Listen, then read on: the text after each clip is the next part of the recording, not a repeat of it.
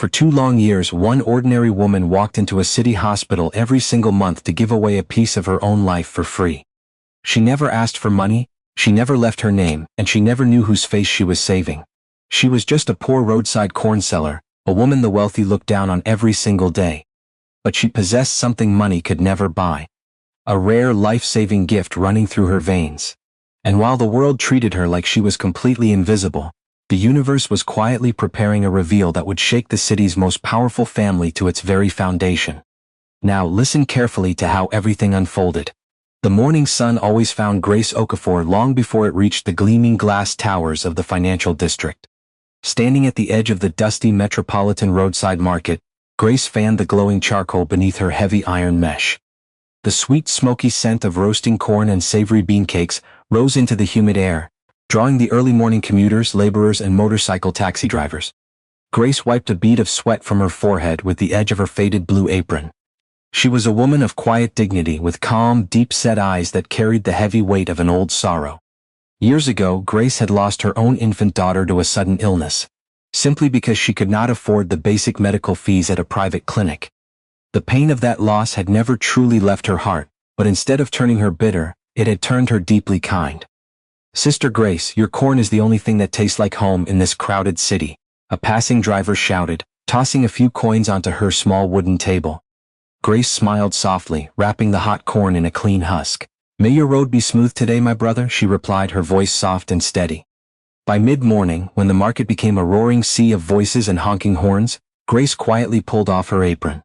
She counted the small stack of crumpled paper bills in her metal tin. Exactly 4,500 local currency units. It was the precise amount she needed for her monthly stall permit renewal, due on Friday. If she missed the deadline, the local council market wardens would throw her wooden tables into the gutter. She carefully locked the tin inside her wooden drawer, grabbed her small canvas bag, and began her long walk towards St. Jude's Hospital. The hospital's private wing was a different world. It was cold, silent, and smelled heavily of antiseptic. The people sitting in the waiting chairs wore expensive leather shoes and tailored clothes. They looked straight through Grace in her cheap plastic sandals and faded dress, shifting away as if poverty were an illness they could catch. Grace simply kept her eyes on the floor and walked straight to the heavy glass doors of the hematology unit. Inside the donor room, Dr. Samuel looked up from his desk.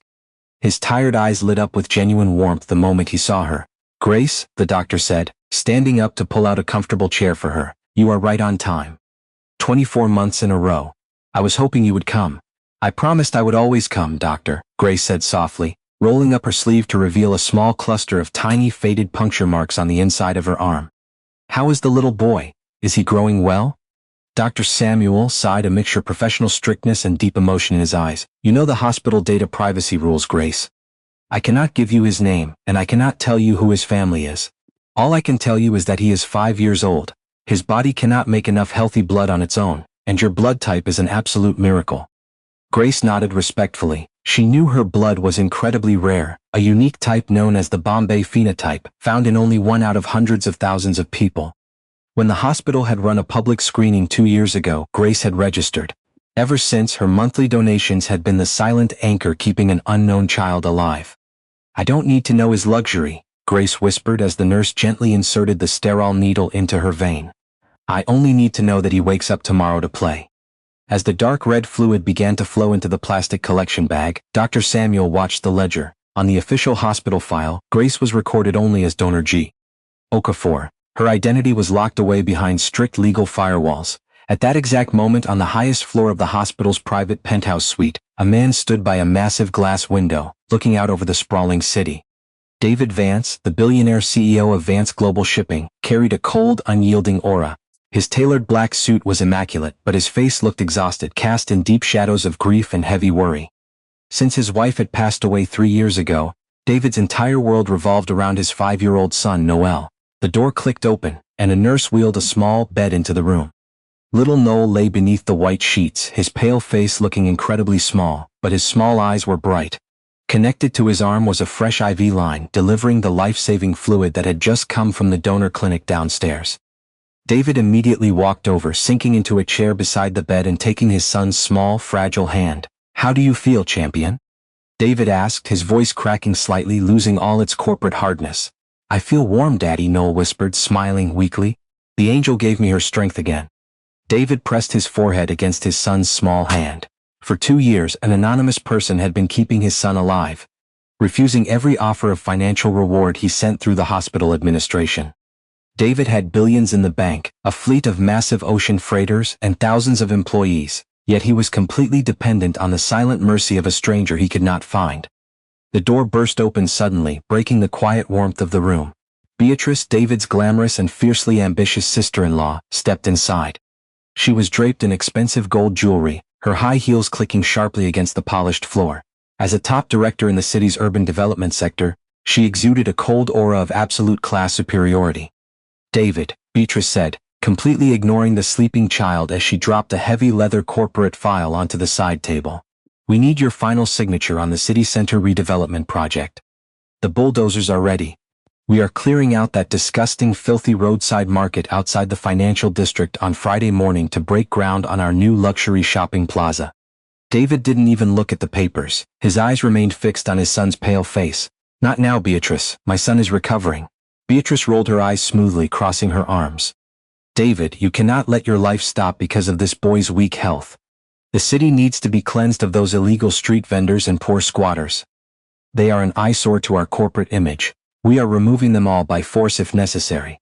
Downstairs, Grace slowly stood up from the donor chair.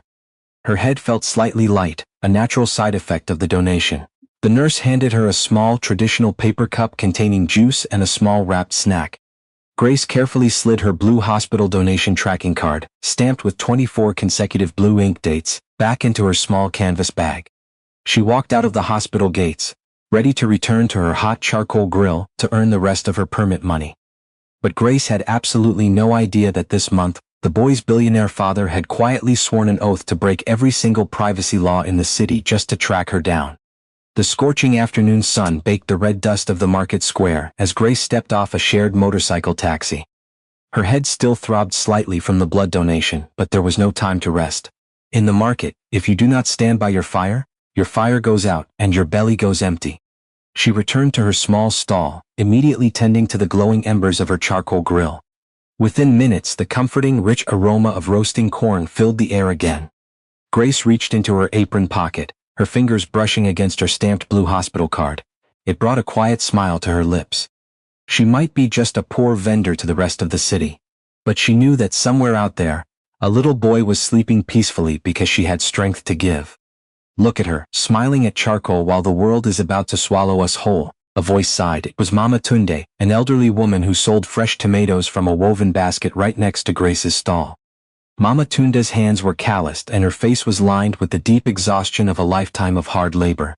"What is wrong, Mama?" Grace asked, turning a golden ear of corn over the iron mesh. Mama Tunde pointed a trembling finger toward the concrete edge of the market where the asphalt met the dirt.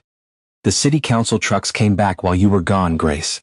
They pasted white papers on the main market pillars. They say we have until Friday afternoon to pack our lives and vanish. They call us an illegal settlement. A giant company wants to build a luxury plaza for the rich." Grace's heart sank, a heavy coldness settling in her chest. She looked around at the bustling market. Here, widows sold vegetables to pay for their children's school fees. Young orphans carried heavy crates of water to buy bread. This dusty, noisy place was a sanctuary for people who had nothing else. "We have paid our monthly permit fees faithfully, Mama," Grace said, her voice small but firm. "I have my 4,500 units saved right here in my drawer. They cannot just throw us away like trash." "They have big money, my daughter," Mama Tunde whispered, her eyes filling with tears. "And big money does not care about poor people's blood." Before Grace could reply, the sound of luxury high heels clicking sharply against the uneven gravel drew everyone's attention. The market chatter began to die down, replaced by a tense, nervous silence. Beatrice Vance walked through the market path, flanked by 2 burly private security guards in dark suits and sunglasses. She held a heavy leather clipboard, looking at the vibrant, colorful stalls with absolute disgust. She lifted her designer silk scarf slightly to cover her nose, shielding herself from the smell of roasted corn and wood smoke. "Make sure the enforcement team brings the heavy bulldozers on Friday," Beatrice said loudly to her assistant, completely ignoring the eyes of the hundreds of vendors staring at her. "I want this entire sector flattened by 2 o'clock. The Vance Global Shipping Board expects the groundbreaking ceremony to happen on Monday morning." Grace stood tall behind her wooden table as Beatrice approached. Unlike the other vendors who lowered their eyes in fear, Grace looked directly at the wealthy woman. Beatrice stopped right in front of Grace's stall. She glanced at the worn wooden table, the cracked clay bowls holding raw corn, and Grace's faded dress. A cold, arrogant smirk touched Beatrice's lips. "You," Beatrice said, tapping her expensive pen against the clipboard. "You are the leader of the Market Women's Union here, aren't you? The wardens told me you've been telling these people to ignore our eviction notices." "We are not ignoring you, madam," Grace said, her voice steady and respectful, though her heart pounded against her ribs.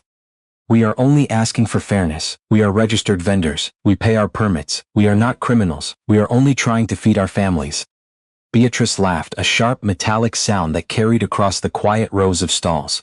"Fairness? This land belongs to progress, not to people who sell corn in the dirt. Your tiny permits are worthless compared to a multi-billion-unit commercial project. Pack your things, vendor. By Friday afternoon this dirt will be covered in concrete, and there is absolutely nothing a woman like you can do to stop it." Beatrice turned on her heel and walked away, her guards pushing past a young boy selling pure water, knocking his plastic basin to the ground. Grace slowly knelt down, helping the crying child gather his scattered plastic sachets. Her hands were shaking with a mixture of fear and deep, burning anger. The shadow of the Vance family corporate empire was heavy, and it was closing in on them. Meanwhile, in the quiet, sterile luxury of the hospital penthouse, David Vance sat at a polished mahogany desk he had ordered to be brought into his son's recovery room. He was staring at Noel's official medical ledger, completely ignoring the stack of shipping manifests waiting for his signature. Dr. Samuel stood across from him, his arms crossed, his expression unreadable. "I know you have strict rules, Samuel," David said, his voice low, dangerous, and dripping with the authority of a man who owned entire harbors. "But my son almost slipped away last week because the previous shipment of the blood match was delayed by a logistics strike. I cannot live like this anymore. I need to know who this donor is. I will buy her a house. I will set up a trust fund for her children. I will give her millions. Just give me a name." Dr. Samuel sighed deeply, walking over to look down at little Noel, who was sleeping peacefully, his cheeks finally showing a faint, healthy pink color. "David, money cannot buy everything, even if you are David Vance," Dr. Samuel said softly. "The donor doesn't want your money. She doesn't even know who you are. She signs the registry with the same simple rhythmic handwriting every single month. She writes G. Okafor. That is all that the system will allow me to see without a Supreme Court disclosure order." David's eyes locked onto the digital scan of the blood registry on his tablet. He traced the handwritten signature at the bottom of the form, G. Okafor. The letters were written with a beautiful, steady, flowing rhythm, despite being penned by a hand that clearly knew hard labor. It was a small, delicate clue, a fragment of a soul hidden behind the heavy iron curtains of medical privacy. David closed his eyes, gripping his silver pen tightly. "Find out which neighborhood that registry form was routed from, Samuel. I don't care about the name yet. Just give me a radius, doctor."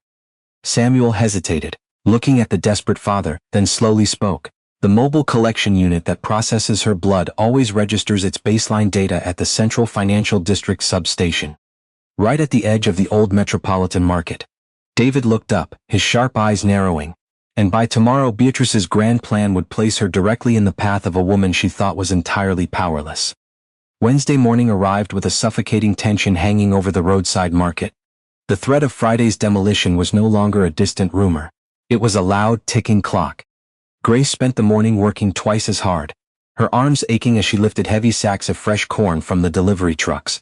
She needed every single coin she could get. Her friend Mama Tunde was short on her own stall permit fee, and Grace had quietly decided that if she could stretch her own earnings, she would cover the elderly woman's debt. It was a sacrifice that meant Grace would go without a proper meal for the next few days. But her heart would not allow her to watch her neighbor get cast out into the street. Around noon, a sleek Blacktown car, not David's usual armored SUV but a smaller vehicle from the Vance corporate pool, pulled up to the busy intersection just 20 yards from Grace's stall. The back door opened, and a nanny dressed in a neat uniform stepped out, holding the hand of little Noel. David had permitted the nanny to take Noel for a brief drive out of the sterile hospital environment, under strict instructions to keep him in the air-conditioned car. But the nanny, distracted by a sudden, urgent phone call, stepped away for a brief moment near a pharmacy entrance. Noel, energized by the fresh life-saving blood flowing through his veins, looked out at the vibrant, colorful market. The rich sweet smell of roasted corn and vanilla bean cakes drifted through his open window, pulling at his curiosity. He quietly opened the car door and stepped out into the bustling crowd, completely unnoticed by his distracted nanny. He wandered through the red dust, his small expensive leather shoes stepping over puddles.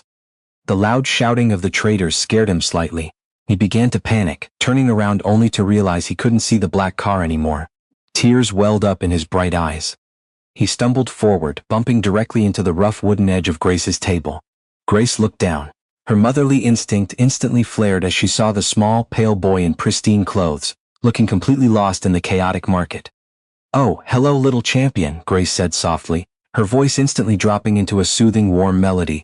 She knelt down in the dust so she was at eye level with him, completely ignoring the soot on her hands. "Are you lost? Where is your mommy or daddy?" Noel sniffled, wiping his nose with his sleeve. He looked into Grace's calm, kind eyes and felt an immediate, inexplicable sense of safety. His biological bond with her, the very fluid keeping him alive, seemed to speak to him in a language of pure intuition. I wanted to smell the corn," Noel whispered, pointing at the grill. "I got lost." Grace smiled warmly, pulling out a clean plastic chair for him. "Sit here out of the hot sun, okay? Don't cry, I will help you find your family." She took a fresh golden ear of corn, wrapped it carefully in a clean cloth wrapper, and handed it to him. "Eat this while we wait, it will give you strength." Noel took it, the warm steam rising into his face. As he ate, Grace noticed a heavy, solid silver medical alert bracelet wrapped around his tiny wrist. Engraved on the polished metal plate was the word Noel and a medical warning: critical need Bombay phenotype. Grace's breath caught in her throat. Her eyes widened as she stared at the bracelet, her mind spinning. Bombay phenotype, the exact incredibly rare blood type she had donated just yesterday morning. She looked at the boy's delicate face, his small hands, and the realization hit her like a physical wave. This was the boy. This was the anonymous 5-year-old child she had spent the last 24 months saving from the brink of death. Before she could speak, a panicked scream pierced the market noise. "Noel." The nanny came running through the dirt, her face pale with terror, flanked by 2 corporate security guards. She spotted the boy sitting at Grace's humble stall. The nanny rushed forward, violently pulling Noel away from the plastic chair. "Get away from him," the nanny shouted at Grace, her voice dripping with classist panic. "How dare you take this child? Do you know who his family is? If anything happens to him, you will spend the rest of your miserable life in a dark cell." "Madam, I did not take him," Grace said gently, standing up and holding her hands up to show she meant no harm. "He was lost in the crowd.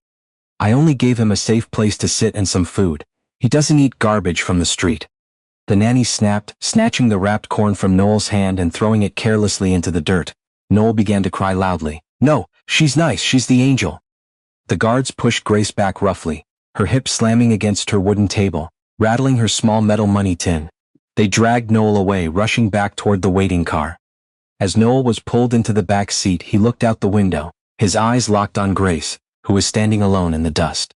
In his confusion and tears, he hadn't realized that during the scuffle, his expensive silver medical alert bracelet had slipped off his wrist, falling silently into the dry grass right beneath Grace's broken wooden table.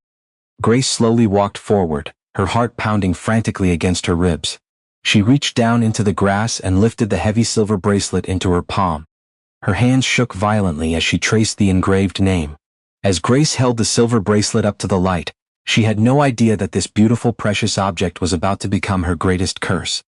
Thursday afternoon brought a heavy, suffocating silence to the market. The air was thick with the scent of burning charcoal and anxiety.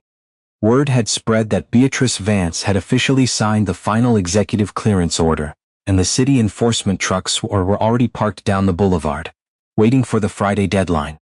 Grace sat behind her grill, her mind miles away. The heavy silver medical alert bracelet lay wrapped in a clean handkerchief inside her apron pocket. Every few minutes her fingers would brush against the cold metal, a silent confirmation that the child she had saved was the son of the very empire trying to destroy her community.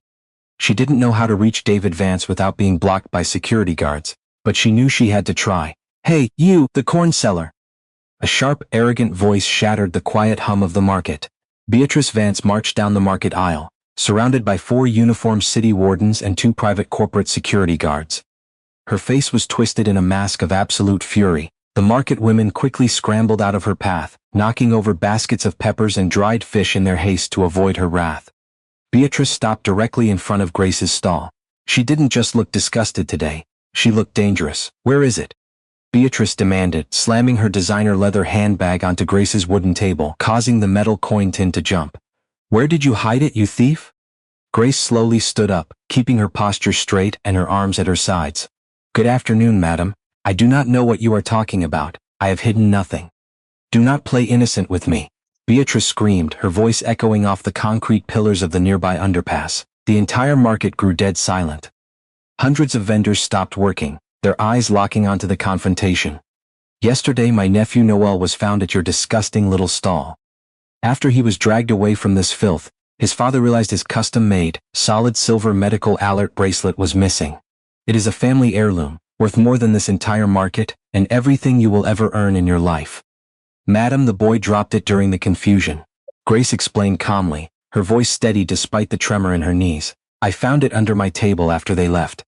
I wrapped it carefully to keep it safe. I was looking for a way to return it to his father. You are a liar. Beatrice shrieked, pointing a manicured finger directly at Grace's face. You saw an expensive piece of silver and you thought you could steal it to pay off your illegal market debts. You intended to sell it or pawn it. Search her. Before Grace could move, Beatrice's personal security guards lunged forward. One guard grabbed Grace roughly by her arms, pinning them behind her back, while the second guard began tearing her small stall apart. Please, you don't have to do this. Mama Tundi cried out from the next stall, stepping forward with her hands raised. Grace is an honest woman. She has never stolen a single coin in her life. Shut up, old woman, or I will have you thrown in jail alongside her. Beatrice snapped, not even looking at her. The guard violently swept his arm across Grace's wooden table. The clay bowls shattered on the hard-packed dirt, the raw corn kernels scattered into the red dust. Then with a heavy grunt, the guard kicked the wooden drawer open. He snatched Grace's metal money tin, ripping the lid off. He poured her hard-earned 4,500 permit units onto the ground, stomping on the paper bills with his heavy mud-stained boot. Grace gasped, tears finally stinging her eyes as she watched her monthly permit money, the money meant to protect her livelihood and help Mama Tunde, get ruined in the dirt. Please. That is my permit money. This is dirt money, Beatrice mocked. The second guard reached into Grace's apron pocket, pulling out the handkerchief. He unwrapped it, and the heavy silver bracelet flashed brilliantly in the harsh afternoon sun. I found it, madam, the guard said, handing the bracelet to Beatrice.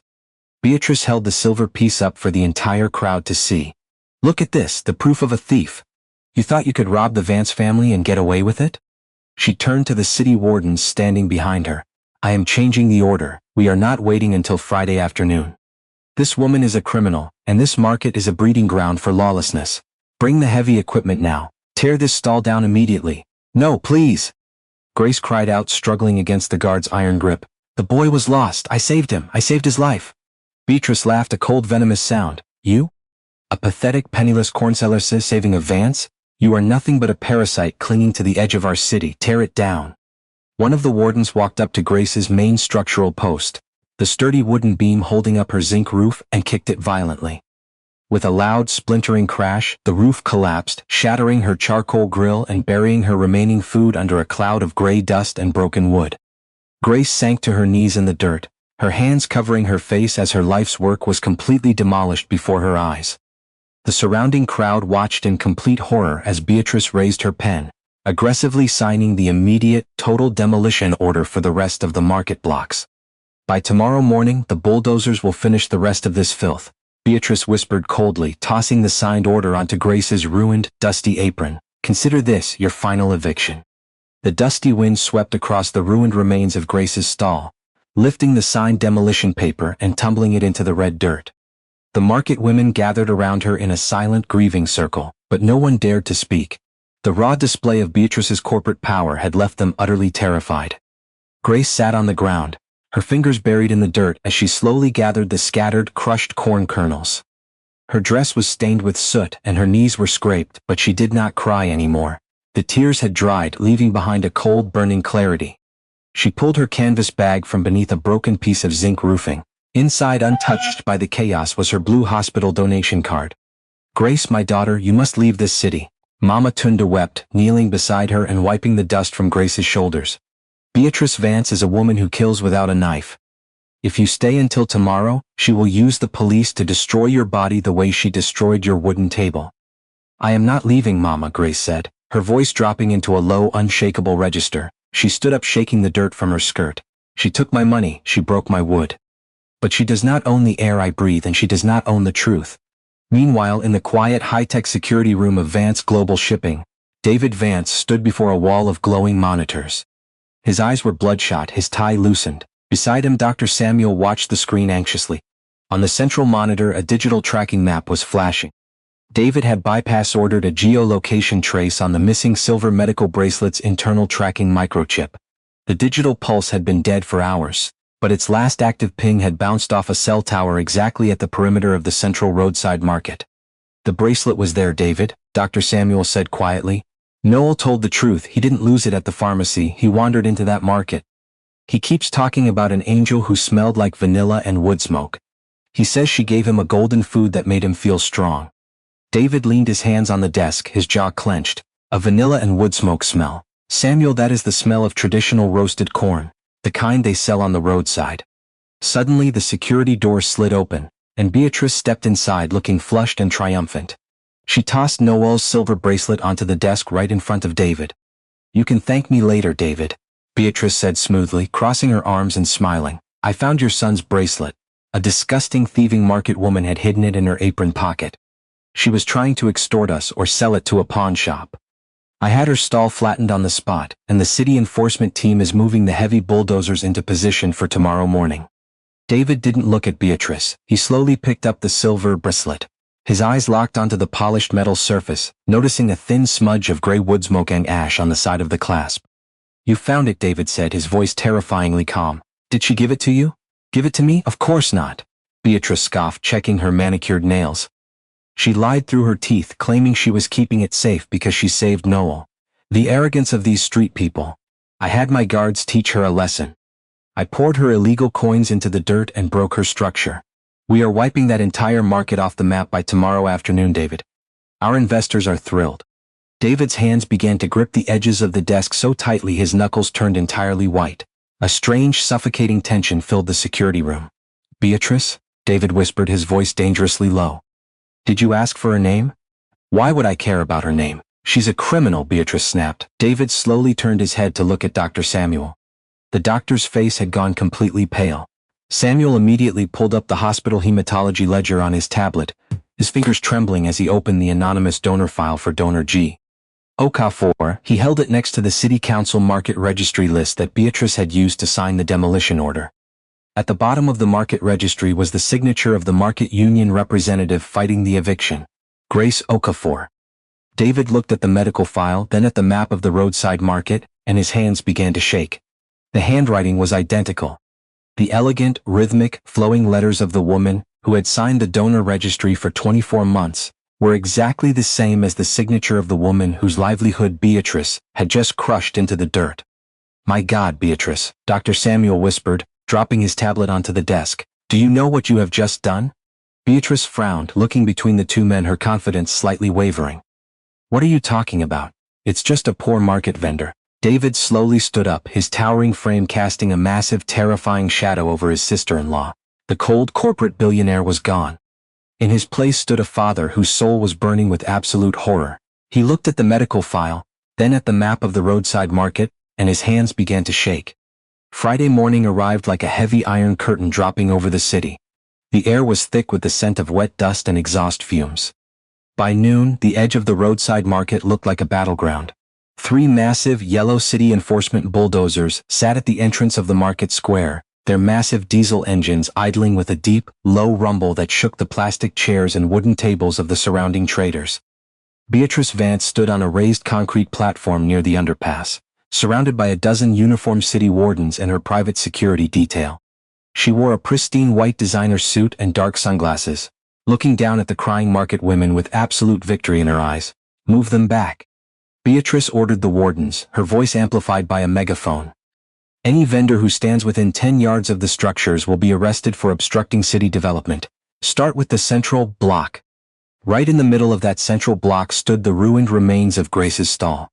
Grace herself stood directly in front of her broken wooden table, her feet planted firmly in the red dirt. Her faded blue dress was patched, her arms were crossed and her jaw was set like flint, She looked like a lone pillar standing amidst a field of ruins. Grace, please move.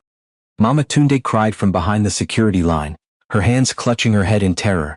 They will crush you. They don't care about a human life. Beatrice spotted Grace from her platform. A cold, venomous sneer crossed her face. She stepped down, walking toward Grace with two heavy security guards flanking her.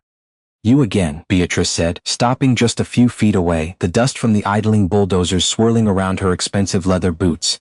I thought I made myself clear yesterday, thief. Your little playground is finished. If you do not move within 30 seconds, I will personally sign the warrant to have you thrown into a maximum security cell for vagrancy and theft. This is not a playground, madam, Grace said, her voice echoing with a calm, heavy power that made the closest bulldozer driver look down from his cabin. This is where people work to stay alive. You broke my tables because you have money, but your money cannot buy the right to treat human beings like dirt. I am the director of urban development, and my family owns the very ground you are standing on. Beatrice shrieked, her upper-class composure cracking under Grace's unyielding gaze. She turned to the lead bulldozer driver and raised her hand high in the air. Driver, flatten her table. If she stays in the way, that is her choice. The massive yellow bulldozer shifted into gear, its heavy steel tracks grinding against the gravel, moving forward inch by inch toward Grace. The crowd of market women screamed, closing their eyes, unable to watch the impending horror. Grace did not move a single inch. She drew a deep breath, her hand reaching into her canvas bag, her fingers tightening around her blue hospital card. This was her lowest point. Her livelihood was gone, the system believed a liar, and the heavy metal of wealth was moving to crush her into the dust. But just as the bulldozer's heavy steel bucket came within 3 feet of Grace's chest, a loud screeching sound echoed from the main boulevard. The entire crowd gasped. A long line of heavy matte black luxury SUVs tore through the police barricades, their tires throwing up clouds of red dust as they rounded the corner of the market street. There were 5 of them, moving with absolute tactical precision. They swerved onto the market dirt, forming a tight protective semicircle directly between Grace and the advancing bulldozers. The lead bulldozer driver slammed on his brakes, his tracks skidding in the gravel, his engine roaring in protest. The doors of the black SUVs flew open simultaneously. A dozen tall, heavily armed private security personnel in black tactical gear stepped out, completely surrounding the area. They didn't look at the market women. Their eyes were locked entirely on Beatrice's private guards and the city wardens. The rear door of the center SUV opened slowly. David Vance stepped out into the hot afternoon sun. His face was a mask of cold, terrifying thunder. Beside him, little Noel hopped out of the vehicle, his bright eyes scanning the dusty crowd until they landed on Grace. Angel! Noel cried out, breaking away from his father's hand and running straight past the armed guards, straight into the red dust toward Grace's broken table. As the bulldozer's engine roared to life, a long line of heavy matte black SUVs rounded the corner of the market street, and Beatrice's face instantly lost every single drop of its color. The silence that fell over the market square was heavy enough to crush the proudest heart. The roaring engines of the bulldozers suddenly cut out, leaving only the sound of the wind whipping through the torn canvas awnings. Hundreds of market women held their breath, their eyes wide as they witnessed little Noel fling his small arms tightly around Grace's waist. Grace slowly dropped to her knees in the dirt, her heart hammering against her ribs as she pulled the boy into a protective embrace. "Noel," she whispered, her eyes shining with sudden tears. "You shouldn't be here, it is dangerous. I told Daddy you were here," Noel cried, his face buried in her faded blue apron. "The bad people broke your table, but I brought my daddy to help." Beatrice Vance stood frozen on the concrete edge, her hands trembling so violently that her leather clipboard slipped from her fingers, clattering loudly against the gravel. Her mouth opened, but no sound came out. She watched her billionaire brother-in-law walk slowly through the red dust, his eyes fixed on the poor corn seller who was holding his only son. "David," Beatrice stammered, stepping forward, her face turning a ghastly shade of pale. "David, what is the meaning of this? Why are you here? This is the thieving woman I told you about. She is obstructing our project. She stole Noel's." "Silence!" David's voice boomed across the entire square like a crack of thunder. It was not the voice of a businessman. It was the terrifying roar of a father whose child's life had been threatened. Beatrice flinched, stepping back into the shadow of her own security detail, who were now completely surrounded and outgunned by David's tactical team. David stopped right in front of Grace's collapsed stall. He looked at the shattered clay bowls, the raw corn trampled into the dirt, and the broken wooden beams that had been Grace's livelihood. A look of deep, agonizing shame washed over his stern face. Behind David, Dr. Samuel stepped out of the second SUV. He was carrying a thick, black leather folder. The doctor walked directly to the center of the crowd, facing Beatrice and the city wardens. "Listen to me, all of you," Dr. Samuel announced, his voice clear and ringing with authority. He opened the folder, holding up a certified document bearing the official seal of the National Hematology Registry. For 2 years, Vance Global Shipping has been searching for the anonymous donor who kept our young heir, Noel Vance, alive. Because of an incredibly rare blood condition, Noel required monthly transfusions of the Bombay phenotype. Only one person in this entire region possesses that blood and came forward to give it freely every single month, without asking for a single coin. The market women began to whisper, their eyes turning toward Grace. Dr. Samuel stepped closer to Grace, his eyes filled with immense respect. Yesterday, the Vance family sister-in-law ordered a violent assault on this market. She accused this innocent woman of theft. But what she didn't know is that the woman she called a parasite, the woman whose life she tried to crush, is Donor G. Okafor. Grace Okafor is the only reason Noel Vance is breathing today. A massive gasp erupted from the crowd. Mama Tunda fell to her knees, clapping her hands to her mouth in utter shock. The city wardens slowly lowered their wooden batons, their faces filling with deep regret and fear. They looked at Beatrice, then at David, realizing they had just helped attempt to destroy the savior of the city's most powerful family. Beatrice's world completely collapsed beneath her feet. She staggered backward, her eyes darting frantically between the hospital documents and Grace. No, that's impossible. She's a street vendor. She's just a common street vendor. There must be a mistake in the records. There is no mistake, Beatrice, David said, his voice dropping into a cold, lethal whisper that made everyone present tremble. The billionaire single father slowly turned away from his sister-in-law. In front of the entire gathering crowd of elite security guards, city officials, and hundreds of poor market traders, David Vance, the man who controlled entire ocean ports, slowly dropped to his knees in the red dirt of the market square. The crowd went completely silent. No one laughed anymore. David didn't care about his expensive tailored trousers or his corporate pride. He looked at Grace's soiled hands, then down at the crushed corn kernels scattered in the dust.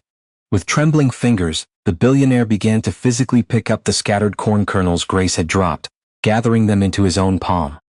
2 years, David whispered, his voice cracking with immense emotion as he looked up into Grace's calm, tearful eyes. For 2 years you gave my son your own life, while my family brought nothing but terror to your doorstep. You saved my world in secret, and we repaid your mercy with a bulldozer. I have no words to ask for your forgiveness, Grace. But as long as I live, no one will ever make you invisible again. Grace looked at the powerful man kneeling before her, then at little Noel who was smiling up at her. She slowly reached into her canvas bag, pulled out her stamped blue hospital donation card, and placed it gently into David's hand.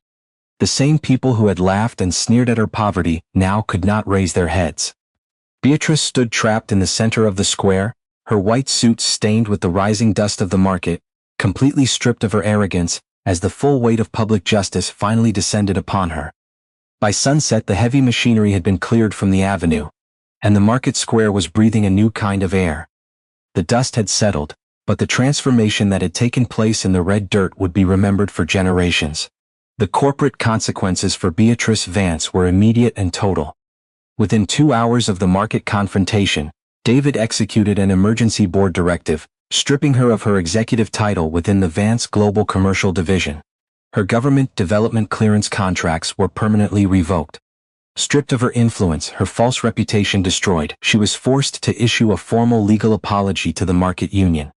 The very wealth she had used as a weapon to look down on others had become the walls of her own social isolation. But the real story was not about the villain's fall. It was about the restoration of dignity. 2 months later, the roadside market edge looked vastly different. The fragile, broken wooden stalls were gone, but they hadn't been cleared by bulldozers. In their place stood a beautiful, modern brick-and-mortar community cooperative marketplace, fully funded by a private trust established by Vance Global. It featured clean water stations, proper shelter, and permanent legal land titles issued directly to Mama Tunde and the other historic vendors. Right at the center of the new cooperative stood a beautifully constructed building named the Promise Kitchen. Inside, the air was warm and smelled of sweet roasted corn and vanilla bean cakes. Grace Okafor stood behind a pristine stainless steel commercial counter, wearing a clean embroidered green apron. She was no longer fighting the charcoal smoke to protect her permit money. She was the director of a fully funded community culinary project that fed hundreds of local school children every single afternoon for free. The glass door clicked open and a cheerful voice echoed through the bright room. "Auntie Grace." Little Noel came running across the tiled floor, his cheeks rosy and full of life. Behind him walked David Vance, dressed casually, his face completely free of the cold exhaustion that had haunted him for years. "Look, Auntie Grace. I drew this for you in school today," Noel said proudly, sliding a colorful crayon drawing across the counter. It showed a tall woman with giant glowing angel wings standing next to a little boy. Grace smiled, her deep-set eyes wrinkling with pure, unadulterated joy. She gently wiped her hands on her apron and took the drawing, placing it carefully on the central display wall. "It is the most beautiful thing I have ever seen, Noel. Thank you." David stepped up to the counter, looking around the bustling kitchen with a quiet, profound respect. He slipped a small blue plastic item onto the counter. It was Grace's hospital donation tracking card, now kept inside a secure protective glass sleeve. Below it was a fresh, official medical update log. "Dr. Samuel called me this morning, Grace," David said softly, his voice warm and steady. "He said your counts are perfect. But he also reminded me that next Tuesday is the 1st of the month." Grace looked at the card, then up at David, her expression filled with a calm, unyielding grace. "I will be there, David. A mother does not stop saving her children just because the weather changed." David nodded, a wave of emotion passing over his face. He knew he could never truly repay the biological debt his family owed this woman. He had given her bricks, metal, and financial security, but she had given his son tomorrow. The real reward wasn't the money or the new building. It was the fact that her quiet, unconditional sacrifice had been given the ultimate respect it deserved. As the evening bells of the nearby church courtyard began to ring, casting long, peaceful shadows over the thriving market cooperative, Grace stepped to the doorway, holding Noel's hand. She looked out at the community she had protected, realizing that sometimes the smallest drop of kindness given in secret is heavy enough to turn the tide of the entire world.